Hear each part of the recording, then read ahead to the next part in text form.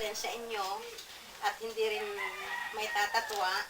Bukod sa kapamilya namin sa trabaho si Dr. Alex at si Ronald, si Miriam ay naging kababata, classmate from elementary, high school, at naging kaibigan para malaman po ng kanyang mga naging anak. Siguro yung mga anak niya, hindi ko rin kilala yung mga anak niya. Ikaw, sino pa? Wala na? Nandyan po sa likod. Ay, mag-isa mo lang nandito. Yung mother mo, siya yung naging kababata ko noon. Classmate sa elementary hanggang high school at naging kaibigan. Siya yung lagi-lagi kong kasama pag papasok kami sa Bonifacio. Doon kami nag-aral ng elementary. Kami laging magkasama, na laging nagko-contest. Pero isang bagay ay hindi ko nakuha sa kanya. Hindi niya, gahis niya ako. Yung galing niya ko, sumayaw. Siguro kayong mga anak magaling sumayaw. Haluan na lang natin ng medyo ngiti. Kasi mahirap naman kung tayo mag-iiyakan, magiging malungkot. Kasi ang kamatayan, kung naniniwala tayo sa Bible, ito yung pintuan patungong langit. Ang kamatayan daw, hindi dapat iiyakan. Kasi lahat tayo, darating at darating sa ganitong pagkakataon. Sigurado lahat tayo makakaranas ng ganito. Hindi nga lang nating alam kung kailan at sa paanong paraan. Kaya habang tayo nabubuhay, ang dapat lamang natin gawin ay yung ipagkatiwala natin yung ating buhay sa Diyos na lumikha sa atin. Kasi sa bawat oras at araw na dumarang sa ating buhay, hindi natin alam kung kailan tayo kukunin. Gustuhin man nating mabuhay pa ng mahaba, kung sabi ng Diyos sa atin, uuwi ka na, wala tayong magagawa. Kaya kahit nakakalungkot na sa edad na bata pa, hindi pa naman natin masasabing matanda na si Miriam. Kasi kabats ko nga siya, malapit pa lang sa kalagitnaan, ay kinuha na siya. Pero isang bagay lang ang dapat na isipin natin, yung mga bagay na dumarating sa atin na ganito, awitin po natin lahat, sing.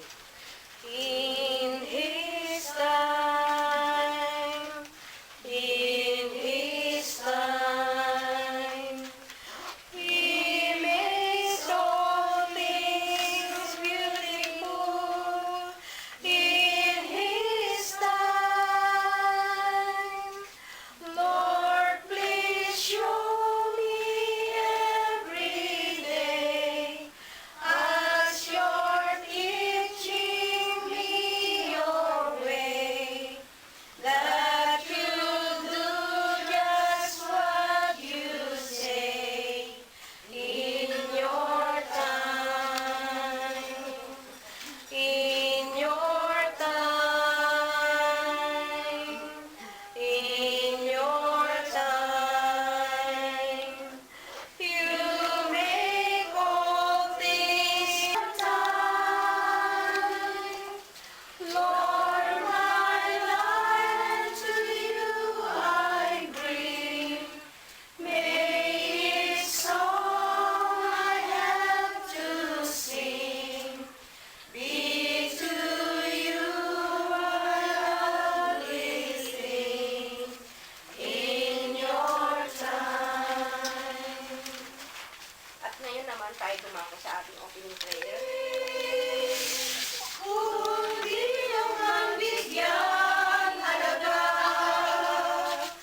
ang buhay kong handog, ang buhay ko'y nasa Diyos.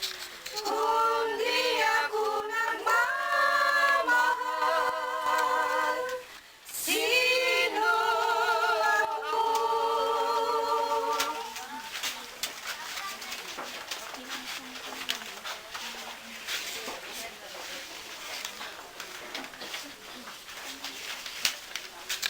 Maraming siya nakapagdulot ng comfort sa pamilyang naiwan. At sa bawat isa, Panginoon, na naririto, sana, Panginoon, ay magkaroon pa kami ng higit na kaalaman sa iyong mga salita. At ang pamilyang naiwan, Panginoon, ay patuloy mong hipuin ang kanilang puso. Pang sa ganung Panginoon ay gumaan ang kalungkutan na kanilang nararamdaman. Ano man ang pananampalataya ng bawat sa Panginoon, kami nagtitiwala sa iyo na kami ay iyong nilikha lamang, na kung anumang oras na nais mong kunin ay mangyayari sa amin, Panginoon. At kami babalik sa iyo. Subalit pinagpapasalamat namin dakilang Diyos, ikaw ay nariyan para gumabay, tumulong sa amin, at ikaw ang naghanda ng lugar na nais mong patutunguhan namin. Maraming salamat dakilang Diyos sa oras na ito, sa bawat isa na nakiramay. Sana patnubayan mo kami hanggang sa aming pag-uwi mamaya. Sa tayong pangalan ni Jesus po aking dalangin. Amen.